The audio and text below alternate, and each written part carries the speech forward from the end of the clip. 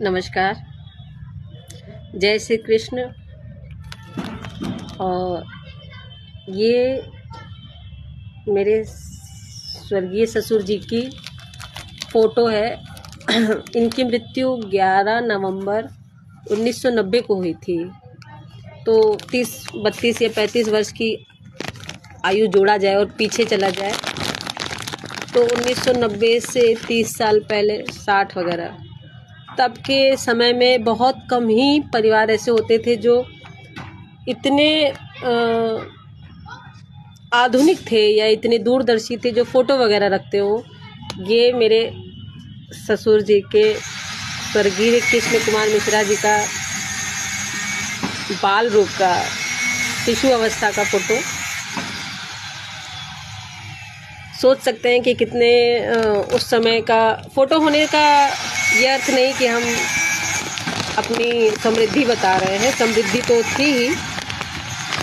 इनके पिताजी जो एक न्यूज़पेपर है आज, उसमें संपादक हुआ करते थे, स्वर्गीय दीनानाथ मिश्रा जी।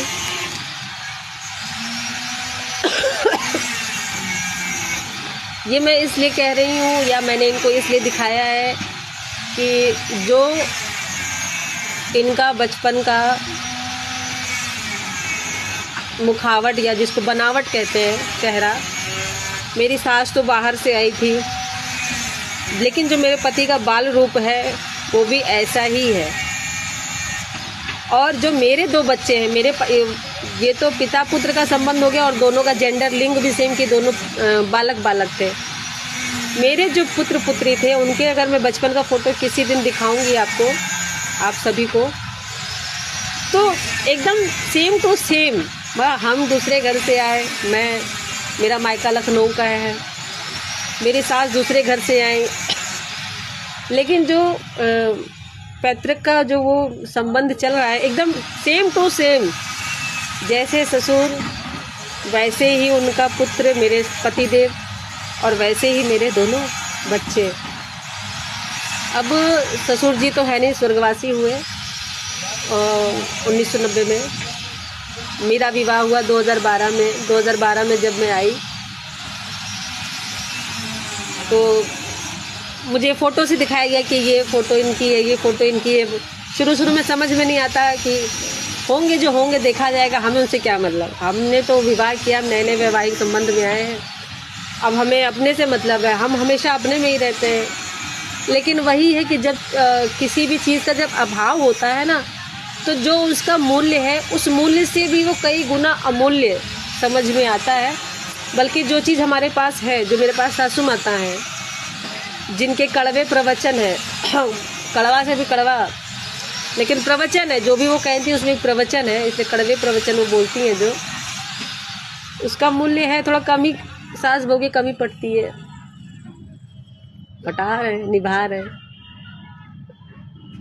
अगर मेरे ससुर जी भी होते, मैं नहीं होती, कोई और बहू होती, मैं इस चीज़ को मान के चल रही हूँ कि मेरी योग्यता समृद्धि अनुसार उनके कुल में आने की नहीं थी, लेकिन वो धरती पे शरीर के रूप से नहीं थे, इस वजह से मैं आई।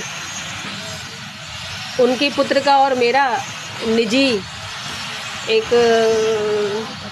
तो क्या कहेंगे, सामूहिक समझबूझ से। तो अब मैं जब भी अपने ससुर का नाम लेती हूँ, या मैं बहुत बड़ी फ़ैन हूँ रविंद्र जैन के, जो स्वर्गीय रविंद्र जैन जी, उनकी जो आवाज़ भी उन्होंने श्री कृष्णा या रामायण के लवकुश के गीत या जो भी गीत उन्होंने भजन गाए हैं, वो एक अलग ही प्रकार का आनंद, सुख और शांति देते हैं। तो रविंद्र जैन जी का जब श्री कृष्णा एकदम ऊंची वॉल्यूम में हाई पिच पे जब बोलते हैं, तो मैं भूल जाती हूँ कि मैं किसको याद कर रही हूँ, अपने ससुर जी को याद कर रही हूँ कि भगवान को याद कर रही हूँ। और क्योंकि वो श्री चरणों में ही होंगे, हर दिवंगत आत्मा प्रभु के श्री चरणों में जाती होगी और जाए, तो मैं दोनों को एक साथ ही याद कर लेती हूँ। और मुझे अजीब सी रोमांचित कर देने वाली अनुभूति होती है कि मुझे मैं लखनऊ की हूँ। गांव मेरा गोरखपुर साइड। कैसे मुझे बाबा विश्वनाथ की नगरी मिली अपने प्रारब्ध अनुसार, कर्मों के अनुसार। कैसे मुझे स्वर्गीय ससुर, जिनका नाम कृष्ण कुमार कोई और भी नाम हो सकता था ना, और फिर मुझे 2 बालक। बहुत सी माताएं ऐसी हैं या बहुत से नवविवाहित युगल ऐसे हैं जो संतानों की क्या कहते हैं, उत्पत्ति नहीं कर पा रहे हैं, जो संतानों को जन्म नहीं दे पा रहे हैं, तो वो परेशान। लेकिन मैं आई, मुझे विवाह के 1 वर्ष में ही पुत्री हुई। 2-3 वर्ष बाद, 3 साढ़े 3 साल बाद मेरा पुत्र हुआ। 2 मुझे रत्न भी मिले, मेरे अनमोल रतन। 2 मेरे अनमोल रतन, हीरा मोती सोना चांदी सब है मेरे पास। तो वो ही है जो मेरी संपत्ति है। और पिछली जो हमने इस घर की समृद्धि और घर में आपसी परिवारों में विवाद,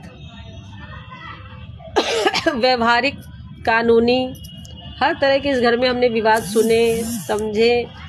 लेकिन बहुओं को, कोई भी बहू आती है तो उसको ठेका दे दिया जाता है, या वो खुद भी ठेकरा उठा ले लेती है बहू होने के नाते कि मैं सब सुलझा के रहूँगी, मैं सब सही कर दूँगी, कोशिश करूँगी।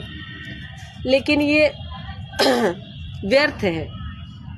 कभी कोशिश भी नहीं करनी चाहिए, क्योंकि मांगा हुआ धन, मांगा हुआ प्रेम, मांगा हुआ समय बहुत जल्दी ख़त्म हो जाता है। जैसे हाथ में हम बालू लें और मुट्ठी बंद करें तो बालू कुछ मात्रा में, बहुत कम मात्रा में, जितनी हाथ में रहती मुट्ठी बंद करते ही वो कम हो जाती। इसी तरह से मांगा हुआ सम्मान, मांगा हुआ प्रेम, मांगा हुआ समय, मांगा हुआ साथ कभी टिकाऊ नहीं होता। तो जब मुझे समझ में आया तो मैंने अपने स्वर्गीय ससुर के संबंध में, रक्त संबंध में जो भी जीवित हैं, मैंने उन्हें कई सारे अपशब्द और कई उलाहने, कई चीज़ दिए, ना समझी में दिए। जो समझ मेरी आज है वो समझ उस दिन नहीं थी। लेकिन जो उनके रक्त का विवाद है वो जाने, और जो चला गया वो जाने। मैं किसी को सुधार नहीं सकती हूँ, या कोई भी स्त्री किसी को क्यों सुधारे। हम अपना जीवन कब जिएंगे? हम सब कुछ सुधारने में और व्यवस्थित करने में ही लगा देंगे तो हम अपना जीवन कब जिएंगे? अपनी इच्छाएं हम कब जिएंगे? हम मोदी को, ट्रम्प को, पुतिन को, या किसी भी संवैधानिक पद पे किसी भी देश को खुल के गाली दे सकते हैं। लेकिन अगर हम किसी को प्रेम करते हैं, या हम किसी को बहुत सम्मान देते हैं, सम्मान से ज़्यादा प्रेम करते हैं, उसकी हम अभिव्यक्ति नहीं कर सकते। क्यों? क्योंकि समाज ऐसा है। लेकिन मैंने अपनी भावनाओं को समझा, और जो भी माताएं, बहन, पुरुष, या मेरे ससुराल पक्ष के लोग, या मुझे जानने अनजाने वाले कोई भी अगर सुन रहा हो, तो मैं यही कहूँगी कि मैं एलॉन मस्क को बहुत ज़्यादा और बहुत समय से, मतलब मैं नहा धो के पीछे पड़ी हुई हूँ उसके, कि एलॉन मस्क की जो दिमागी हरकतें हैं, जो दिमाग से योजनाएं बनाता है, जो दिमाग से काम करता है, तो वो मुझे बहुत ज़्यादा अट्रैक्ट करता है, बहुत खींचता है। और मैं दिमाग से ही किसी से जुड़ती हूँ। मैं नहीं देखती हूँ कि कौन गोरा है, कौन काला है, कौन क्या है। जब मेरा विवाह इस घर में निश्चित हुआ, जिस घर में मैं आज हूँ, तो ये कोई बहुत बड़ा खानदान अपने आप को समझे तो समझे, भारत के नक्शे में तो ये कहीं नहीं है। मैंने सिर्फ अपने पति को समझा था कि हाँ, इनमें कोई बात है। हर लड़की लड़के को समझ के करती है विवाह। आज तक मैंने जितने भी लोगों से मिली, इंटेलेक्चुअल से इंटेलेक्चुअल, मेरे पति का नाम रंजीत कुमार मिश्रा, मैंने अभी तक उनके लेवल का किसी को नहीं देखा। मतलब उनका मेंटल लेवल, जो मेरे पति जी, अक्सर मैंने कई लोगों से सुना है कि उनका दिमाग कंप्यूटर जैसा था। कंप्यूटर जैसा मतलब उनका दिमाग है, और इतना शार्प माइंड, कुछ नंबर देख ले, कुछ याद कर ले, तुरंत उनको याद हो जाता है, तुरंत एक बार में। और कई बार मैं ट्रेन यात्रा करती थी यहाँ से लेके लखनऊ, बनारस में हूँ और लखनऊ, तो मैं उनसे पूछती थी कौन सी ट्रेन है, तो वो ट्रेन का नंबर तक नाम बता देते, ये ट्रेन यहाँ जाएगी, यहाँ जाएगी, सब। मैंने कहा हम दोनों की उम्र लगभग बराबर थी, 2-2.5 साल का ही अंतर था। 2-2.5 साल वो मुझसे ज्येष्ठ थे, 2-2.5 साल में उनसे अनुज थी। मैंने पूछा ये कैसे याद कर लेते हो? कह रहे मुझे याद है। मैंने कहा कैसी इतनी जानकारी है आपके पास? राजनीति के क्षेत्र में, व्यवसाय के क्षेत्र में सफल कहीं नहीं हुए, वो बात अलग है, लेकिन दिमाग बहुत था। और हम किसी की सफलता से ही उसकी योग्यता मानते हैं, ये हमारा समाज है। लेकिन मैंने नहीं माना, मैंने उनको उनकी योग्यता, दिमागी रूप से वो बहुत उपजाऊ थे, बहुत उपजाऊ, बहुत उपजाऊ। ये मेरा उनसे विवाह करने का कारण बना, क्योंकि जब मैं उनसे विवाह से पहले किसी भी चीज़ पे, टॉपिक पे बहस करती थी, तो बहस हम ऐसे करते थे कि जैसे एक दूसरे को मार देंगे, खा जाएंगे, इतनी बहस। लेकिन एक दूसरे से आधिकारिक रूप से जुड़े नहीं थे, तो हाथ पैर नहीं उठाते थे। मुंह से जितना विद्रोही हो सकते थे एक दूसरे के प्रति हो जाते थे, तर्क से वितर्क होते थे, कुतर्क होते थे। अंततः समझते समझते समझते वो चीज़ों पे मैं उनसे सहमत हो ही जाती थी। फिर मैं जब यहाँ ससुराल में विवाह करके आई, तो मैंने देखा कि उनकी माताजी तो उनकी 100 गुना है। अरे भैया, जो माँ है वो अलग ही टाइप का भंडार है, और माताजी तो और कौवा जिसको कहते हैं कि उड़ती हुई चिड़िया को आदमी गिन ले, तो उस टाइप की उनकी माताजी। फिर उनसे मेरा व्यवहारिक ज्ञान हुआ, है ना, कड़वे प्रवचन सुने, सीखा, सुना, सीखा, नहीं सुना, नहीं सीखा, ये तो अपने ऊपर है ना। वो मुझे बोलती जा रही है, मैं सुनूं, सीखूं ना सीखूं, ये मेरी ऊपर है। फिर भी जैसे किसी छोटे बच्चे को हम चाकू, ब्लेड, बंदूक नहीं देते हैं कि ये उसका इस्तेमाल नहीं जानता है, क्या पता अपने को ही चोट ना पहुंचा। उसी तरह शब्द जो होते हैं, बोलना सबको आ जाता है, लेकिन क्या बोलना है, किससे बोलना है, क्या नहीं बोलना है, क्या नहीं बोलना है, इसका ज्ञान बहुत कम लोगों को होता है। मुझे भी बहुत देर से हुआ, या अभी भी नहीं है। मैं बहुत कुछ ऐसा बोल रही हूँगी जो नहीं बोलना चाहिए, आगे समझ के फिर उसको धीरे धीरे, है ना, छोड़ते चलेंगे। मेरे अंदर जो एक गुण है कि मैं किसी भी चीज़ में अपडेट बहुत जल्दी हो जाती हूँ, है ना। पॉजिटिव की तरफ मैं बहुत जल्दी बदलती हूँ, बहुत जल्दी, गिरगिट से जल्दी मैं रंग बदलती हूँ, लेकिन पॉजिटिव अपडेट होती हूँ अपनी मानसिकता को, क्योंकि हर एक चीज़ दिमाग का खेल है, और मैं दिमाग से खेलना चाहती हूँ। दिमाग में इतना मजबूत होना चाहती हूँ कि हर बात का मेरे पास तर्क हो, हर बात का मेरे पास एक तथ्य हो, प्रमाण के साथ। और मैं अब बहुत ज़्यादा क्लियर होती जा रही हूँ। जैसे मैंने आज इंस्टाग्राम के प्लेटफॉर्म पे खुल के अपनी बात कही कि मैं एलोन मस्क को बहुत ज़्यादा पसंद करती हूँ, बहुत ज़्यादा, नहा धो के पीछे पड़ी हुई हूँ। तो उसी तरह से मेरा एक और लक्ष्य है कि मैं प्रधानमंत्री पद की दावेदार हूँ। मेरे घर में जो भी ज़मीनी विवाद है या कानूनी विवाद है, उसके लिए नहीं, समाज में बहुत सारी ऐसी कुरीतियाँ हैं, ऐसे दुष्कर्म हैं, ऐसे अपराध हैं जिनको देख के उनके प्रति कानून कुछ कर नहीं रहा है, इसलिए। बाकी जब मैं अगर मान लीजिए प्रधानमंत्री बन गई, तो मेरा कानूनी विवाद तो चुटकियों में सुलझ जाएगा। उसमें मुझे अपने घर के किसी भी पैतृक रक्त संबंध के सहमति और असहमति की आवश्यकता पड़ेगी ही नहीं। तो कोई ये सोच रहा हो कि अगर ये बन जाएगी तो हमें नुकसान होगा या हमें फ़ायदा होगा, कुछ नहीं होगा। आपके लिए हम मर चुके हैं, आपने हमसे कोई बहुत अच्छा व्यवहार या कोई व्यवहार रखा ही नहीं, तो आगे भी मैं किसी से भी कोई व्यवहार रखना ही नहीं चाहती हूँ। क्षमा मेरे मांगने से आप करेंगे नहीं, मैं क्षमा मांगती हूँ अपने शब्दों के लिए, और आपको मैं क्षमा कर नहीं पाऊँगी क्योंकि आप बड़े थे। और हमारे समाज में जितने ही लोग बड़े हैं, पूरा समाज, पूरा भारत, पूरा विश्व, उतना ही वो महाठग, महाकलुषित, महाकूटनीतिज्ञ, महाठग, सब कुछ बड़े लोग ही करते हैं।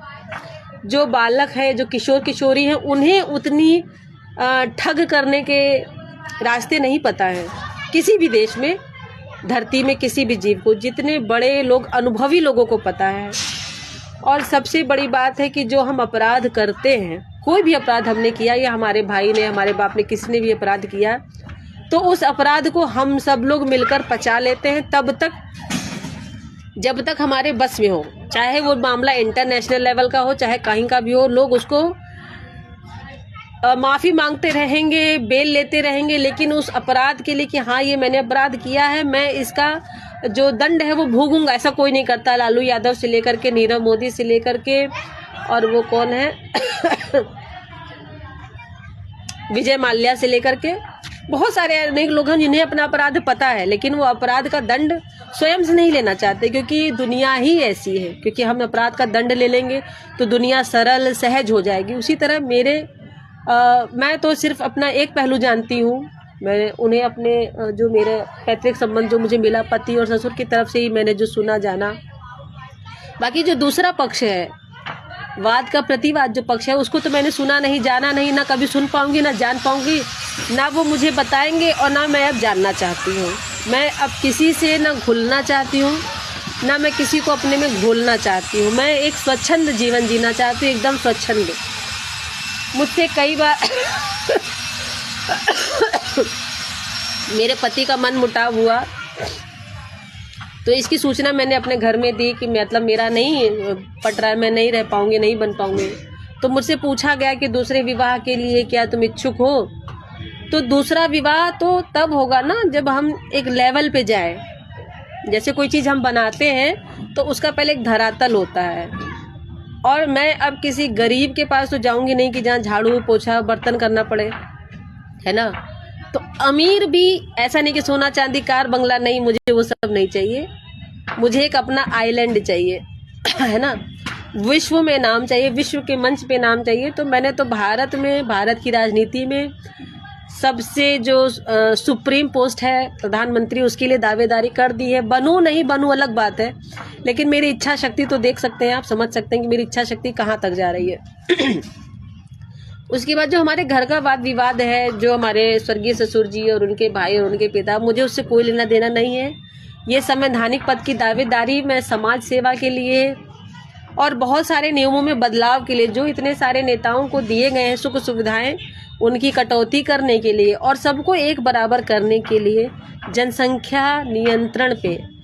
क्योंकि जैसे मुझे लग रहा है विवाह एक षड्यंत्र है, विवाह नहीं करना चाहिए, लेकिन तब कब, जब मैंने विवाह कर लिया, 2 बच्चों की मैं माँ बन गई, तब। अब मैं किसी को मना करती हूँ कि विवाह मत करो, विवाह मत करो।